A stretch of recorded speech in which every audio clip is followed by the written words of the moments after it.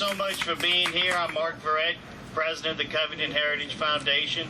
I could not be more thankful that each of you have come out here for such a momentous occasion. It's momentous for the city of Covington for sure. I would like to thank Mr. Jack Terry, who helps the Covington Heritage Foundation on a daily basis. Let's give him a huge round of applause. I would like at this point to have Jack come up and tell you a little more meaningful about how he got here. Sign unveiling of Covington, General Jackson's travels through Covington on his way to the Battle of New Orleans. But before I start, I got to thank a few people. First of all, of course, to Mayor Mark for supporting this project and all his support for history studies in the city of Covington. Secondly, to Mark Derry-Ripple, the city's GIS expert, who did all the mapping to show the possible locations of houses that General Jackson would have seen on his trip through Covington. Next is Ellen Agee, who's our zoning and planning administrator. And Ellen was the one that did the brunt of the work, coordinating all of this request with the Office of State Land. I won't tell you how much bureaucracy we had to go through, but it took well over a year to get all the approvals we needed to get the sign made. It's not as simple as going to the sign shop and saying, make a sign. And finally, I got to mention my sister, give her an acknowledgement. She's a genealogist. She lives in Virginia now. And she is the one that actually found Major Harold Tatum's journal, which is basically the reference we used in justifying this sign. But I really have to say, I'm really surprised I'm talking about General Jackson. My research in Covington has really been studying Covington's historic homes. And before we found the journal, the only thing I knew connected the Battle of New Orleans with Covington was John Collins, the founder of Covington, was in the 4th Regiment of the Louisiana Militia. And maybe 15 of the 18 lots that were sold before Jackson came through were also purchased by members of the militia. But not a good story because they didn't serve in Collins' unit. But an interesting point. But before all this, and before we found the journal, what we were really doing is a project looking at the British settlers living in Mandeville prior to the Revolutionary War. And we were trying to do the genealogy of those who were here and before and after the Revolutionary War. And I think I got to mention, we talked Revolutionary War. People have to realize we were British during the Revolutionary War. St. Tammany Parish was British. We never succeeded from Britain, and all the citizens here were British. Following the war, we became Spanish.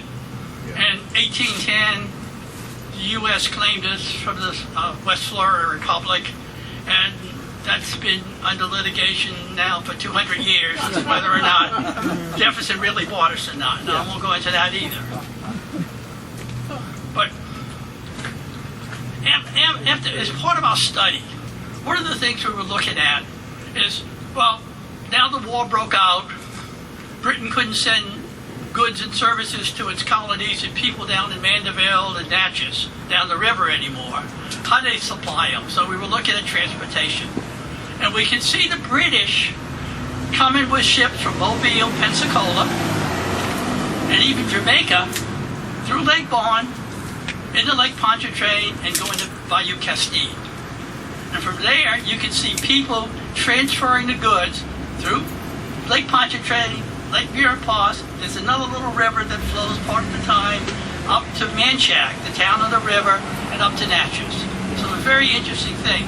But looking at that, my sister got really curious. And she says, how did Jackson get from Mobile to New Orleans? And she started looking, and then when she found the journal of Harold Tatum. And from that, everything changed. We started really looking at the journal. And we did a lot of analysis of the journal. We plotted its trip. We plotted how it came down. But what he basically did, he sent 2 companies of soldiers down by boat to New Orleans. He sent 1,600 men by General Coffee to Baton Rouge to take a barge down and get supplies. And General Jackson left with 12 people, not more than 12, on the march here. He went about 40 miles north of Mobile, turned west, and kept going through Mississippi to the point where Old Military Road would cross into Mississippi. He came down Old Military Road into Covington, then right on through Covington into Madisonville. He spent the night in Madisonville. The next morning, he took William Collins's boat to New Orleans. So looking and analyzing what Tatum said, there were 4 things we thought were important and worthy of a state marker. First, we had the visit of a future U.S. president and the hero of the Battle of New Orleans passing through Covington. He also describes Covington, or Wharton, for the first time in 1814, what it looked like. We also had, again, William Collins, John Collins' brother, involved in taking Jackson to New Orleans. And of course, William Collins was the one who recommended to John Collins to buy the area we now call Covington. And the 4th point, which is kind of hard to explain, but Major Tatum said Covington was a great place, especially for people traveling from New Orleans. Now, in the early days, it was really easy to get to New Orleans. You just had to make a barge, get in the river, float down. But to get back was hard. Really hard back then, before steamships. And what he said is that if you wanted to go, say, to Mobile, I-10 wasn't here.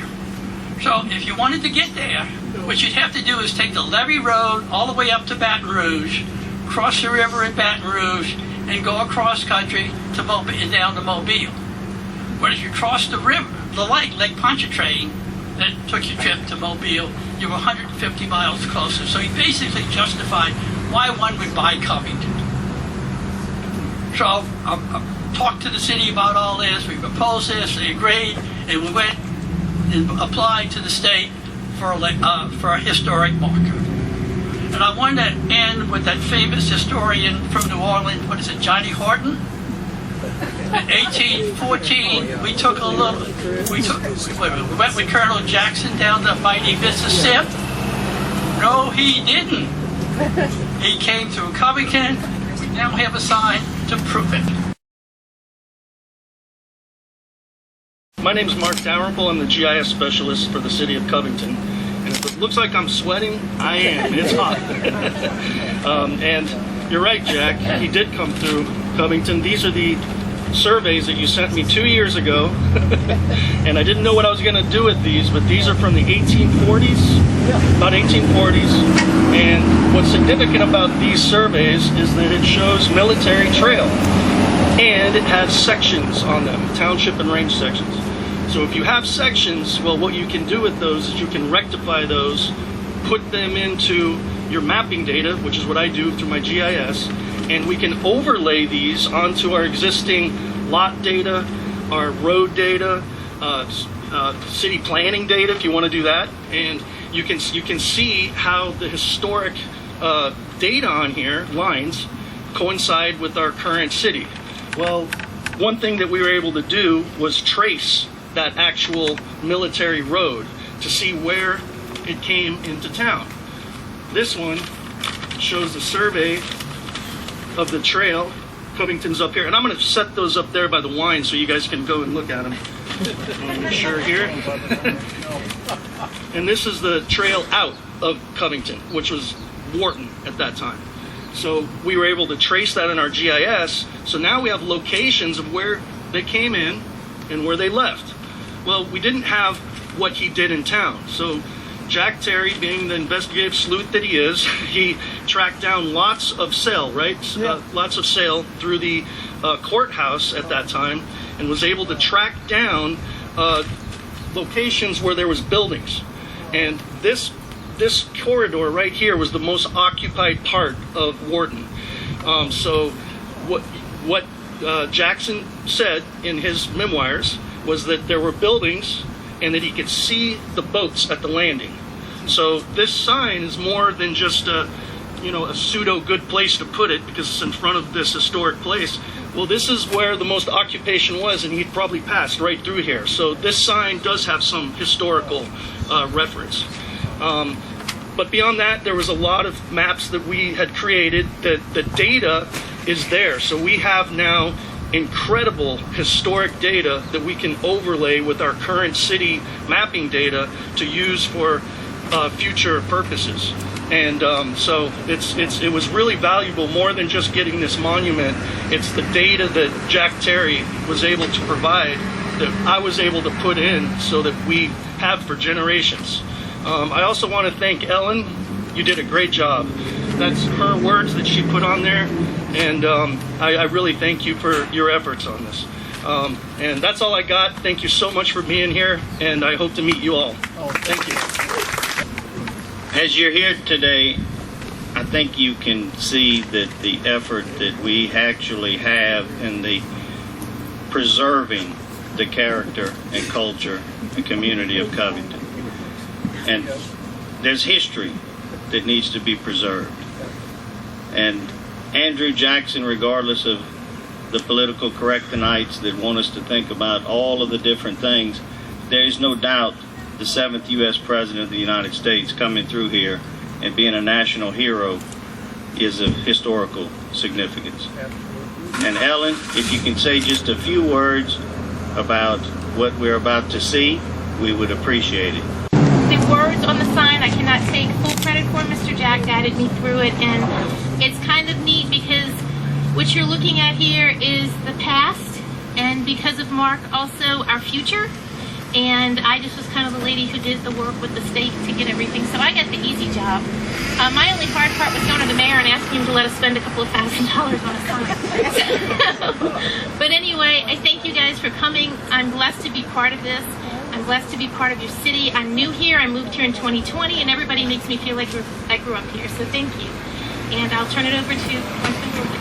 Thank you. Thank you, Ellen.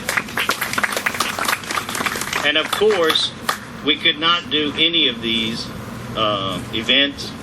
We could not do half of what we do without the support of the city of Covington. And with that, I would ask Mayor Mark Johnson to say a few words. Yeah.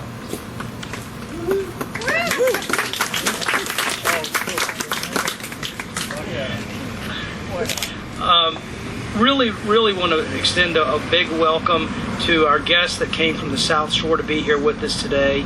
Thank you for being here to share this afternoon with us. But I feel I'd sort of be remiss if I did not point out before you leave, about half a block down the street on the right-hand side, there's a white Acadian home that was purchased by John Edith Smith at tax sale in 1850. And the most interior portion of the home is actually made of mortise and tenon, not without nails. So very log cabin-like, and it survived 2 or 3 major fires throughout the city of Covington's history. So you might just want to take a little peek at that. As you're driving through the town, if you look at the banners on the utility poles, the old photographs, those would be pictures of what was on that block or in front of at that time back in the 20th century. What I'd like to do now is I'm going to read what Major Harold Tatum wrote regarding his trip here to Wharton. You hear us use the name Covington repeatedly, but from 1813 to 1816, this area was actually the town of Wharton, named after John Wharton Collins, after his family name. The Wharton name in England is a very deep and noble name. His great uncle was the Lord of Ireland. They were the master of coin. They had a huge castle in downtown London, and his father was a British officer involved in a duel, and he won the duel. And when dueling, winning is better than losing. But in the British Armed Forces, dueling was considered murder because every time there was a duel between officers, they lost an officer. and that caused him to go on the down low through Ireland, through the Caribbean, eventually to Philadelphia. And his youngest son, where he became friends with George Washington, and his youngest son would be John Wharton Collins, who grew up with his oldest sister in Boston, and his two brothers were sailing captains going from Liverpool to New Orleans to Boston. And that's how he came to come to New Orleans. And he had a store on Magazine Street. He was actually selling antiques before they were antiques.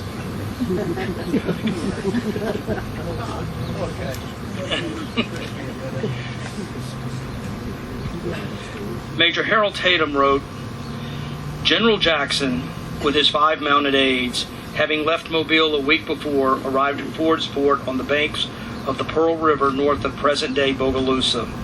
Picking their way along sinuous trails and swimming their horses across many a swollen creek, the party arrived at Wharton on November 29th. Major Tatum, the general's topographical aide, described Wharton as a small new town containing but a few ordinary buildings. It is the seat of justice for the county in which it stands and is situated in the head of navigation on the banks of the creek. Sloops and schooners ply between this place and the bridge on Bayou St. John of New Orleans. It is said to be 30 miles by water to St. John. Major Tatum wrote down everything they saw coming from Mobile through here, through Madisonville to New Orleans. And that was very important from a military standpoint because you didn't know if you were going to have to come back really, really fast. I think we're ready for the unveiling. We're going to ask Mark Dalrymple and Mr. Jack Terry to come up and do the honors. Wait.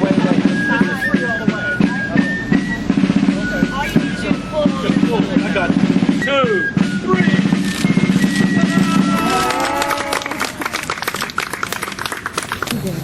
Y'all don't move, all right? Yeah, because Bobby's the real photographer. Whatever you do.